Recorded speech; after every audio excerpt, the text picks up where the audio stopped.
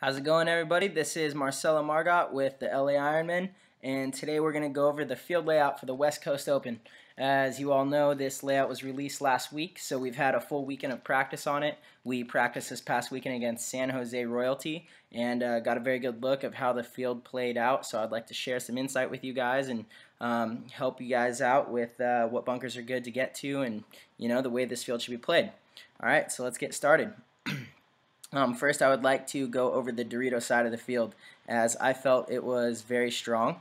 Our standard breakout, we would always send someone right here, and we called that bunker Apple.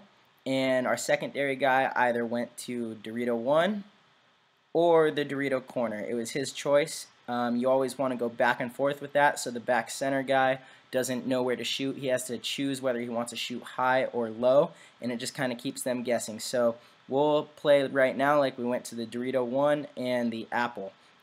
From these positions, you have your attacker in that Dorito 1 and you have your semi-attacker in the Apple. And the way that we really like to play this out is the guy in the Dorito gets here and immediately starts wrapping and shooting back up towards the center. When he does that, it allows him to make quick bumps right into Dorito 2. And this is really where you want to be.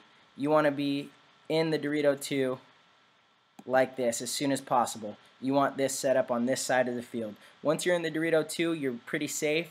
You don't necessarily need to make a bump to the 50. There's a lot of shots from this Dorito 2. If you back up a little bit, you can shoot cross field this way and pick up some kills. I don't know how your layout is. Sometimes the bunkers are a little bit off, and with the pins and the can in the center there, it really will depend on how yours is set up. But we gridded ours out, and everything was pretty right on. So this bunker we found was one of the best bunkers to get to. If you get to the Dorito 2, that guy really needs to live in there and just kind of wait for the kills to come to him. If he does make the bump into this little 50 race, then he has some very good shots cross field. He has some very good shots through the mini Aztec on this bunker right here. Actually, all three of these. So we'll just go ahead and circle all of those. Okay. So those three bunkers he has some really good shots on.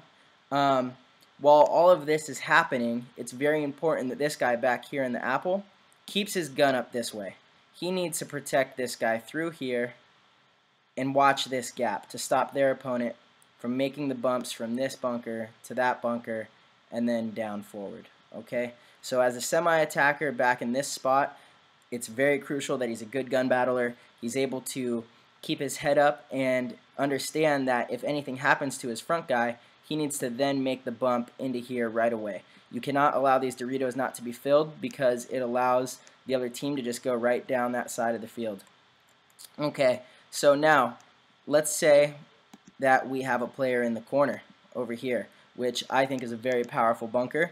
Reason being, if you notice, it is the furthest bunker out on that wire. There is nothing further. The 50 even is a little bit inside, so this guy has the power and the dominance to wrap on everybody on this field, especially if they don't match him and go to the opposite corner. Then this team really has an advantage because they can just sit there and wrap all day on the Dorito guys, and these guys are just stuck inside, and they won't be able to battle down the wire if you hold the dominance and are disciplined. Now, a lot of players will look inside, and that's not the way you want to play that corner. You want to stay down the tape, and then eventually you want to work your way into the Doritos, which you can do by looking inside and getting really low, and you can come all the way up here.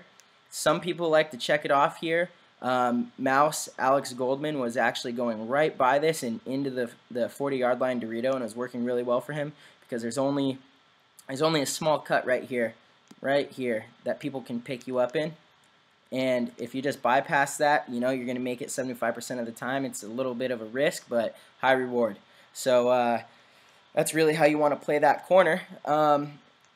And as for the center was a pretty fun part of the field. There's a lot going on in there. There's a lot you can do, but keep in mind if you go up there and you go up to, say, the Xbox, which is this bunker right here, there's a good chance, because not many people can really protect you, there's a good chance that one of their players are going to come through and get you, And that's okay. That's completely fine as long as you make sure to get him off the field too, because now they are playing to your pace and you have now set the tone for your team. So if you go up there to try to cut a side off, that's awesome. If somebody comes through and you get them, perfect. Your team just needs to know to play off of it. And when you're in here, they need to be making moves down the Dorito side, down the snake, getting into the 50 snake, and making sure that they have your back. So other than that, if you are in the back center, it's pretty good to shoot snake way. I think that's the most effective. It's what worked for us mostly. You can definitely shoot Dorito way if you want to double it up back there. It's just a little difficult because of the angle of this cake. What we like to do, and this is the way that you're going to get to the apple bunker most efficiently, is either standing right here, shooting back like this, and then filling in, or running there directly off the break and diving in.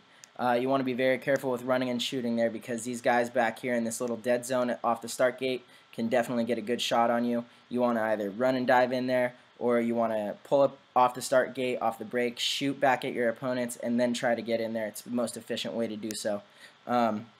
Okay, and then like I said, the back center shooting snake way is very efficient. And over on this side, you really have to pick your poison because getting out wide on this field is pretty difficult. Getting out to either here or the snake is quite a far run.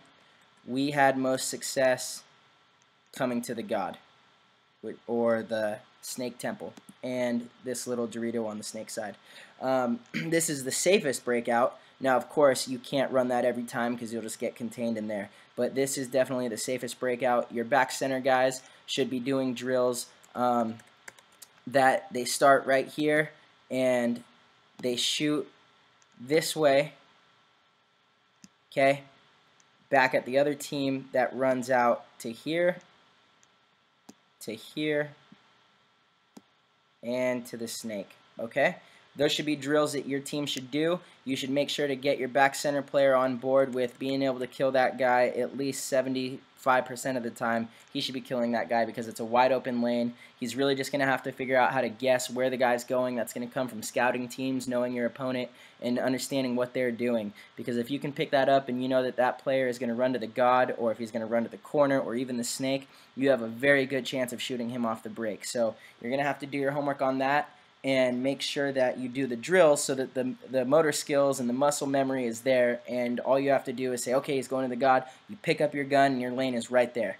Alright, so as for that, that's a pretty simple basic breakdown. I'm going to be doing tons more of this. You guys can also get an exclusive online clinic with me where I can sit down with you or your team and we can do a one-on-one and actually go over the field layout. We could go over different game plans. And obviously I can't give away all of our game plans on this, but I want you guys to enjoy this and to look at it, and feel free to ask any questions. But before we do get off, I am going to give you guys a basic standard game plan that I think will be effective, and we're going to go over that right now. Okay, so as for a very standard breakout, I would have a back center guy shooting snake way. I would have a guy running right into apple, getting his gun up down the wire. I would have a guy running right to Dorito 1, getting his gun up on the wire, looking to wrap and go. I would go to the god and this Dorito. And these two really just need to work well together, get themselves into the snake, get up here, and start doing damage. Alright guys, well I hope this helps, and again this was just a brief overview of the field and just a small piece of what you guys can get and the type of information that I'll be sharing. So be sure to stay tuned and sign up with Eclectic Paintball. Follow us at Die Paintball on Facebook, follow my personal page Marcello Margott, and see you guys soon.